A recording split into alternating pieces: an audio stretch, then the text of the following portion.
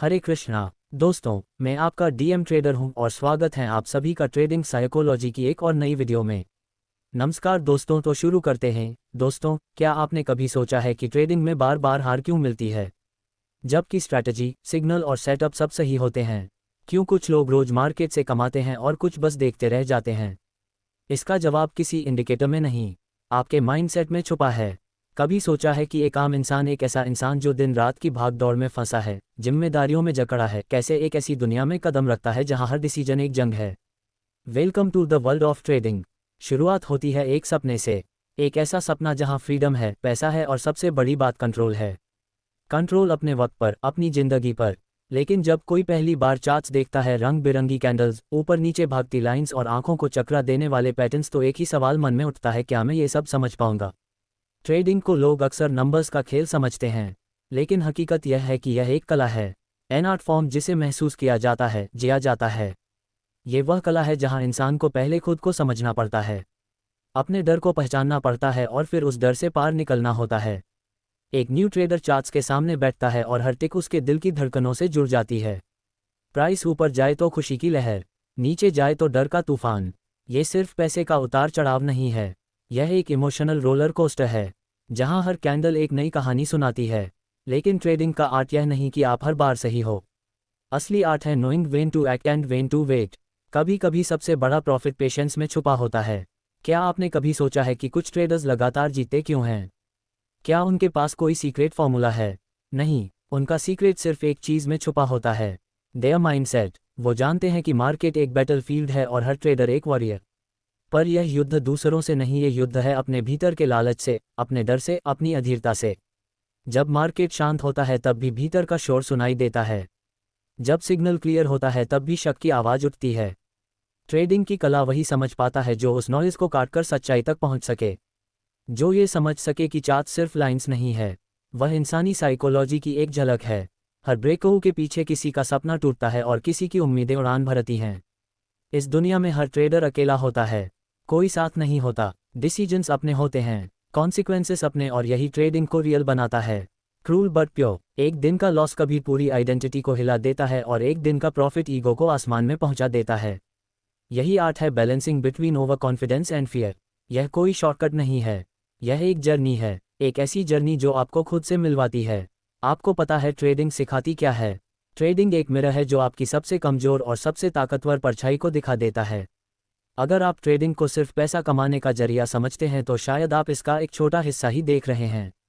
लेकिन अगर आप इसे एक कला की तरह समझते हैं तो यह आपको ना सिर्फ मार्केट का रिदम सिखाएगा बल्कि लाइफ की भी धड़कनों को सुनना सिखा देगा।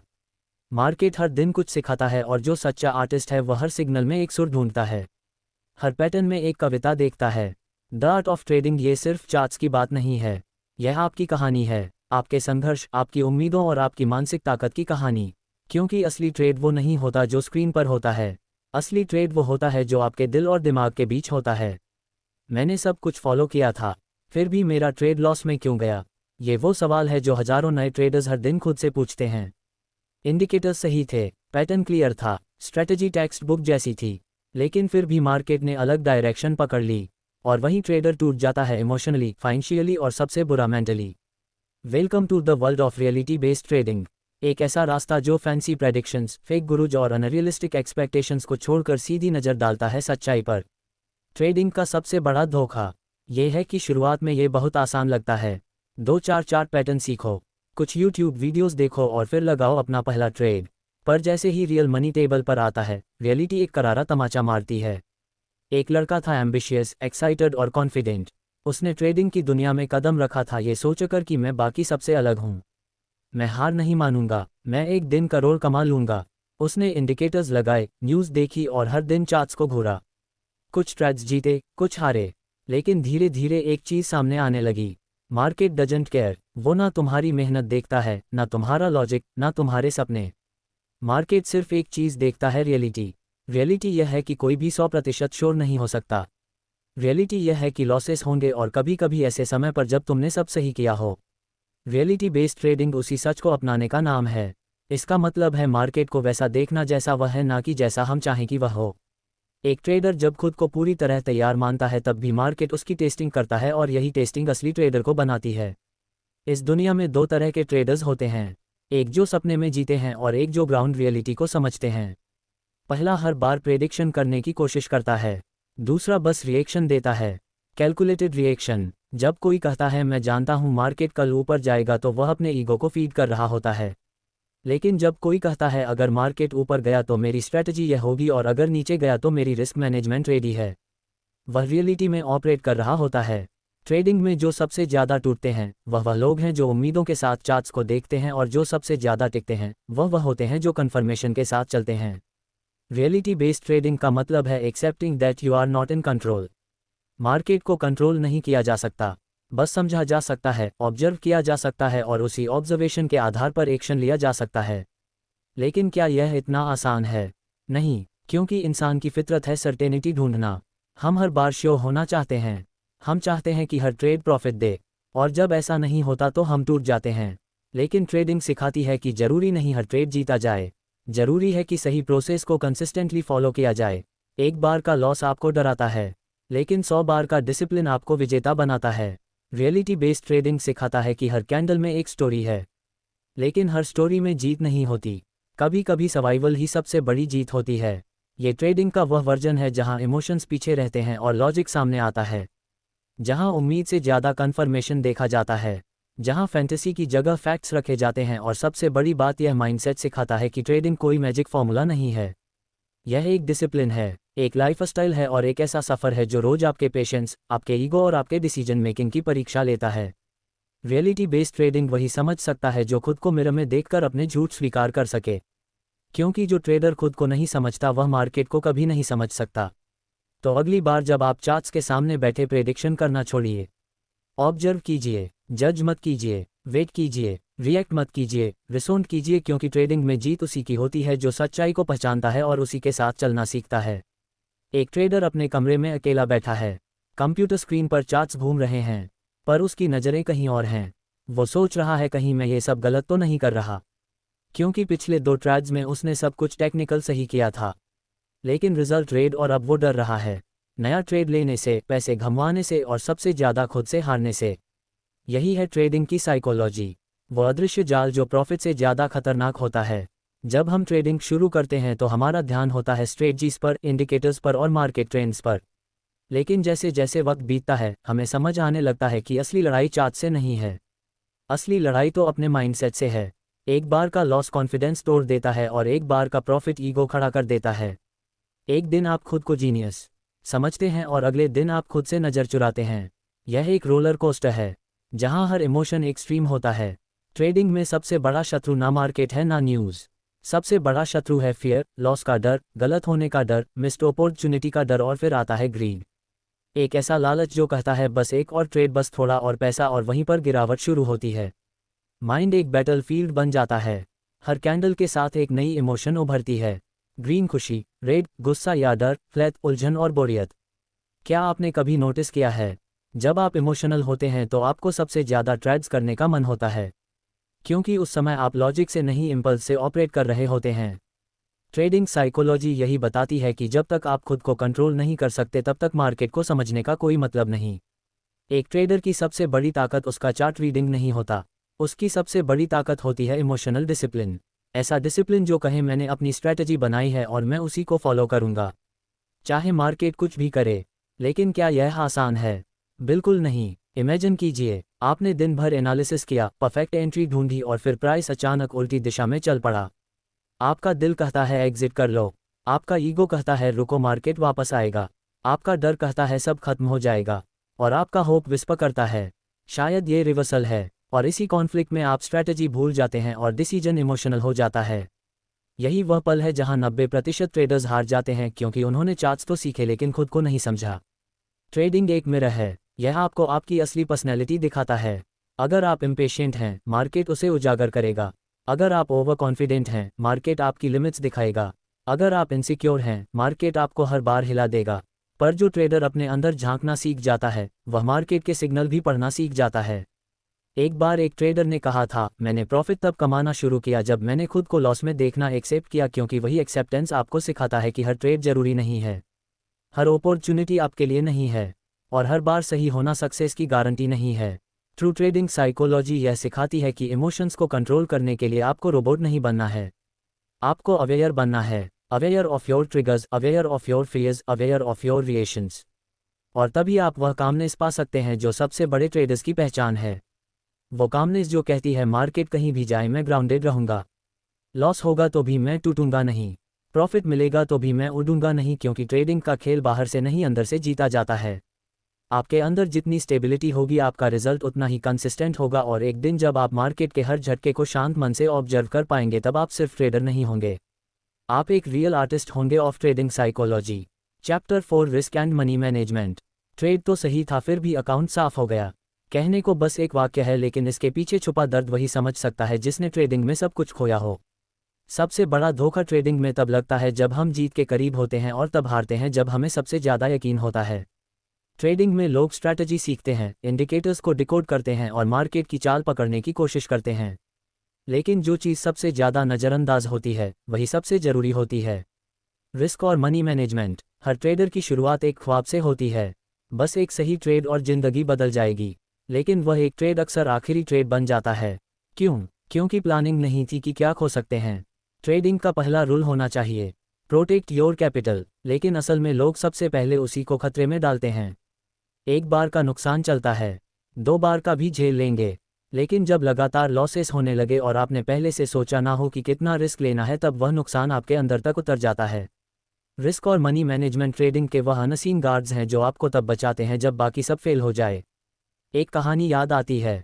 एक ट्रेडर था बहुत पैशनेट, हर दिन चार्ट्स पर नज़रें गड़ाए बैठा रहता। उसने स्ट्रैटेजी सीखी, टेक्निकल समझे, पैटर्न्स पकड़े।